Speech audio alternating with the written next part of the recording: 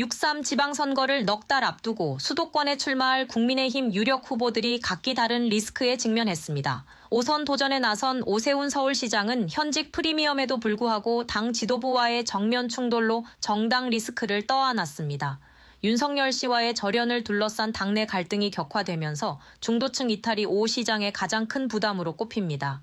3선에 도전하는 유정복 인천시장은 공직선거법 위반 혐의 재판 결과가 최대 변수로 떠올랐습니다.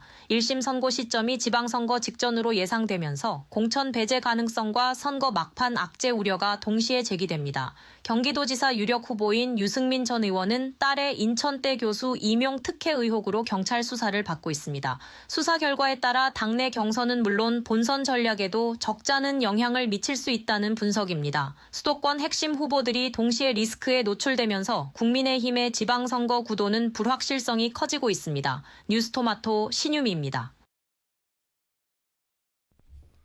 지방선거의 하이라이트는 광역단체장입니다. 그중에서도 수도권에 관심이 집중됩니다. 현재 서울과 인천은 국민의힘이 그리고 경기도는 민주당이 각각 나눠 갖고 있는 상황인데요.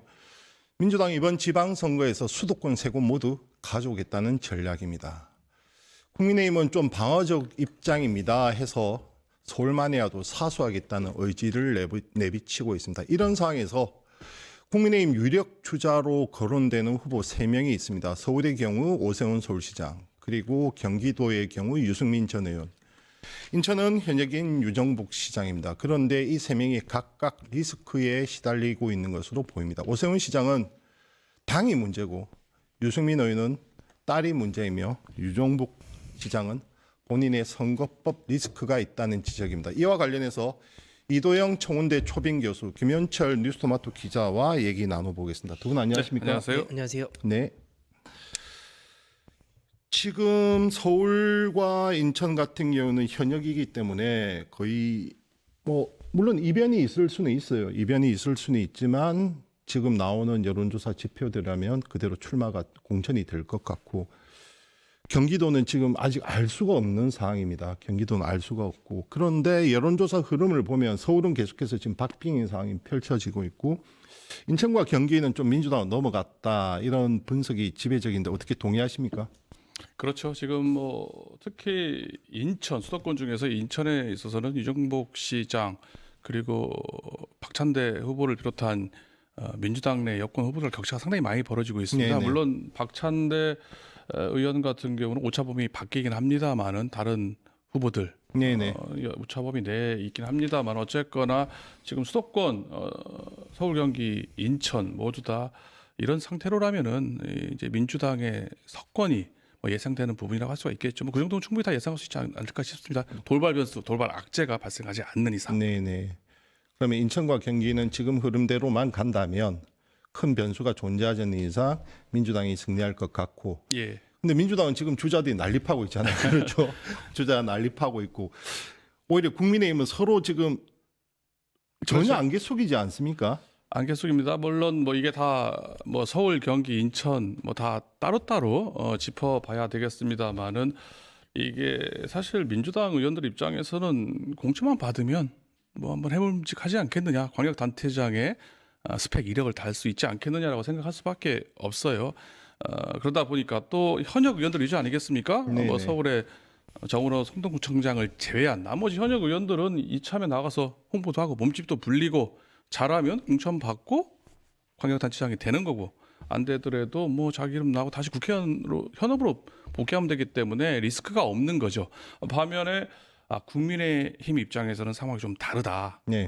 서울 보자면은 오세훈 시장, 인천 경기부터 먼저 차례차례로 한번 예. 해볼게요. 자, 그러면 인천 유정복 시장의 출마가 사실상 이제 재선에 도전하는 겁니까? 3선입니까? 3선입니다. 3선에 도전하게 되고, 문제는 이제 민주당에서 박찬대 의원이 출마하느냐 안 하는데 사실상 출마로 기울었죠. 네.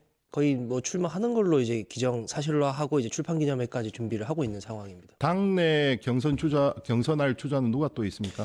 가장 유력한 건 이제 김규용 의원과 거의 이제 양자 경선, 여기 정일영 의원도 나오겠다고는 하는데 사실은 지금 현재 여론조사 지표로만 봤을 때는 거의 미비하기 때문에 김기용 의원은 뭐 자기의 지지율이 안 나오더라도 어쨌든 이번에 인천시장은 반드시 나가겠다라고 하는 의지를 보면 박천대 의원과 김기용 의원의 경선이 유력하지 않나 이렇게 보여집니다. 자, 그러면 두 사람 중에 한 명, 지금 현재 여론조사 지표들만 따지고 보면 박찬대 의원이 상당히 앞서고 있는 걸로 나와 있고, 그러면 유정복 시장, 지금 선거법 리스크 이게 뭡니까? 그 유정복 시장이 저번 대선 때 이제 당내 경선에 출마를 하면서 그 당시에 이제 현재 인천시 공무원들 6명이 이 선거를 도와주기 위해서 그러니까 정치 중립 의무를 위반을 하는 과정에서 네네. 유정복 시장이 이 공무원들한테 선거 개입을 지시했다라고 하는 것이 검찰의 주장이고, 유정복 시장은 이건 정치적인 탄압이다 이렇게 좀 주장을 하고 맞서는 상황이지만 어쨌든 지금 기소가 됐고 재판도 지난 1월 22일 첫 공판 준비 기일을 열었고 다음 재판은 2월 26일입니다. 아, 지금 기소가 된 상황입니까?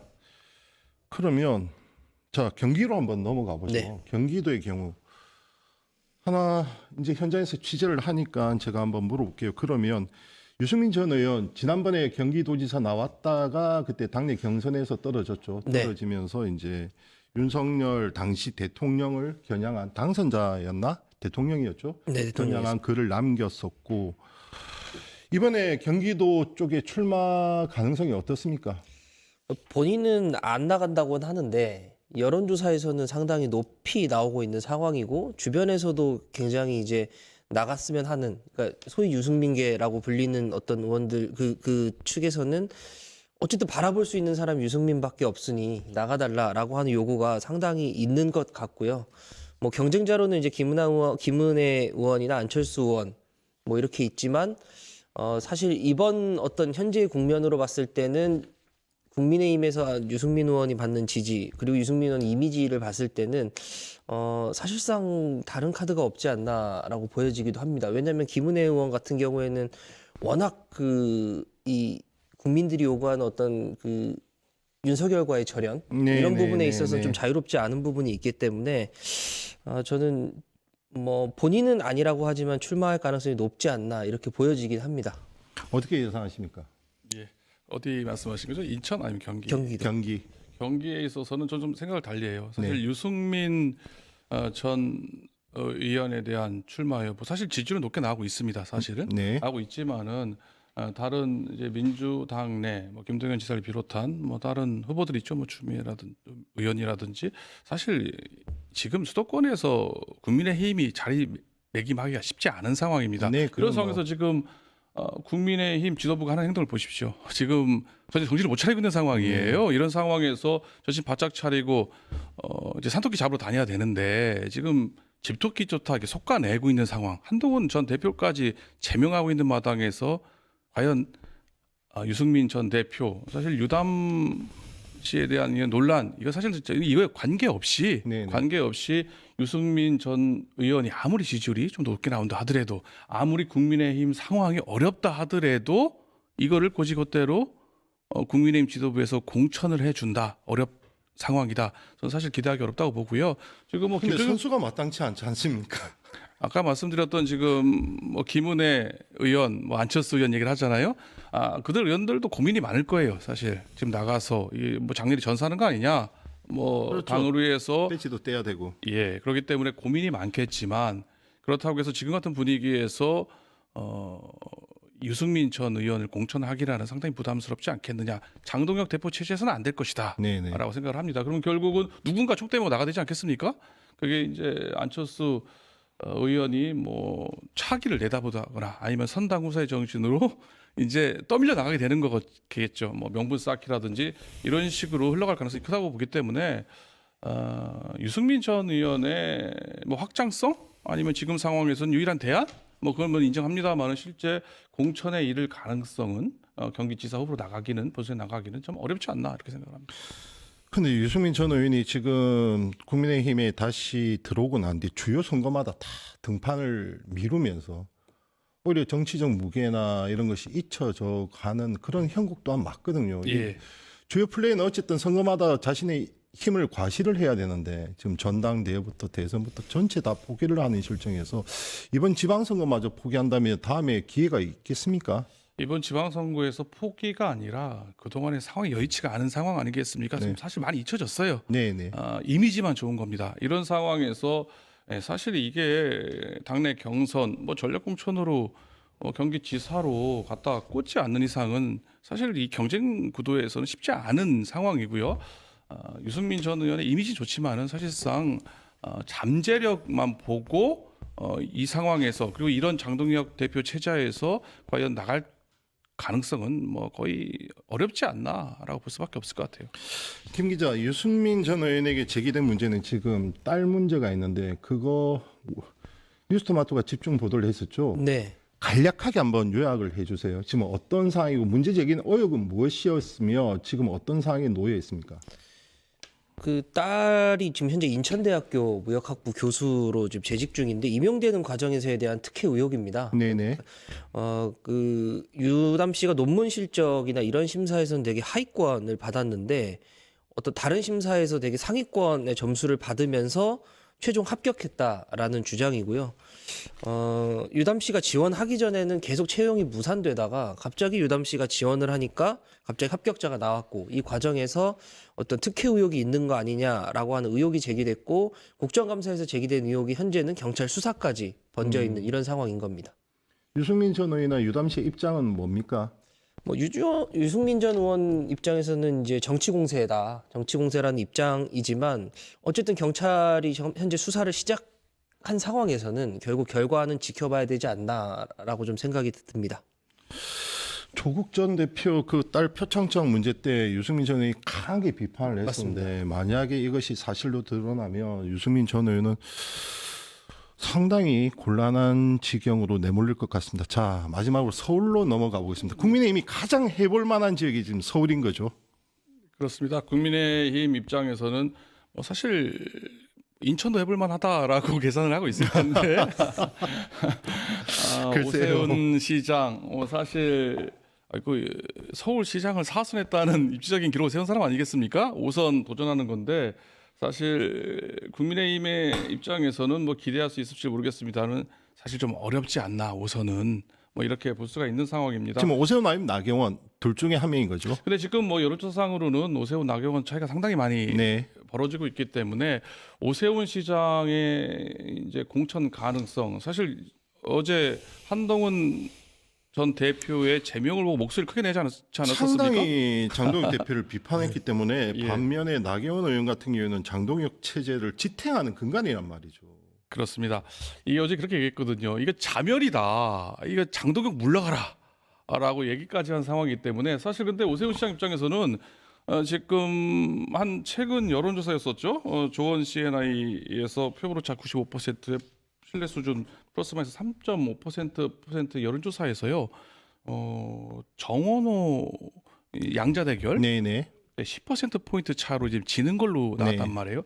오차범위 바뀌네요. 그렇죠. 네. 그러면은 오세훈 시장 입장에서는 한번 해볼 만하다라고 생각할 수가 있습니다.